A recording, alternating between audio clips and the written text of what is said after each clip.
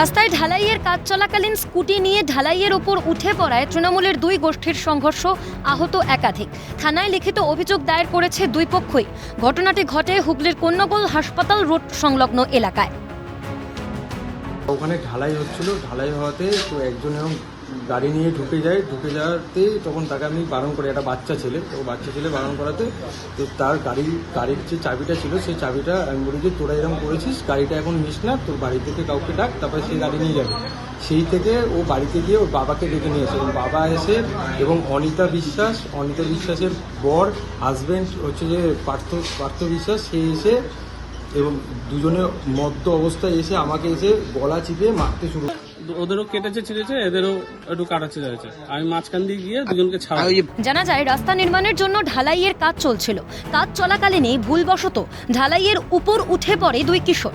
কেন তারা এই কাজ করেছে, এই নিয়েই শুরু হয় বচসার মধ্যেই স্থানীয় পঞ্চায়েত সদস্য পূজা দাস স্কুটির চাবি কেড়ে নেয়। কিছুক্ষণ পরেই ওই দুই কিশোর বাড়ি চলে যায়।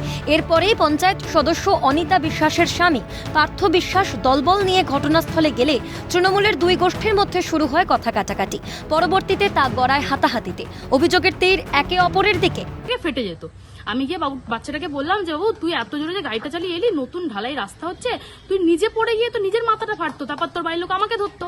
আমি ওকে বললাম তুই এরকম ভাবে গাড়ি চালিয়েছিস, এত জোরে কেউ চালিয়ে আসে? বলার পর উনি বললো কি, বাচ্চাটা আমাকে এরকম মানে ছোট বাচ্চা, ও দৌড়ে এসে বলছে কি রাস্তা হচ্ছে এখানে, লেখা আছে না কোথাও রাস্তা হলে যাওয়া যাবে না, এখন বাড়ি। তো রীতিমতো ভাবে বাড়িতে গেছে, বাড়িতে গিয়ে ফোন করলো আমাকে, দেখলাম আমার ফোনে কল এলো অনিতা বিশ্বাস, যে আমাদের মেম্বার, পঞ্চায়েত মেম্বার। কোনো কথা শুনলো না, এসে মারধর শুরু করলো। মারধর দু এক পক্ষে কথা বলতে বলতে মারধর হতে হতে এরকম হাতাহাতি হয়ে গেছে। কতজন আহত হয়েছে আপনাদের? আমার এখানে 4 জন আহত হয়েছে। কতজন হাসপাতালে? 2 জন ভর্তি আছে।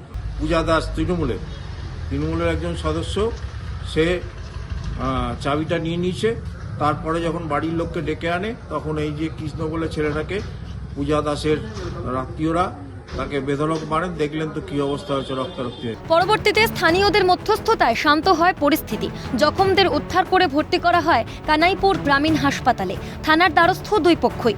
লিখিত অভিযোগ দায়ের করার পর গোটা বিষয়টি খতিয়ে দেখছে পুলিশ। সমিত সিনহার রিপোর্ট, ক্যালকাটা নিউজ।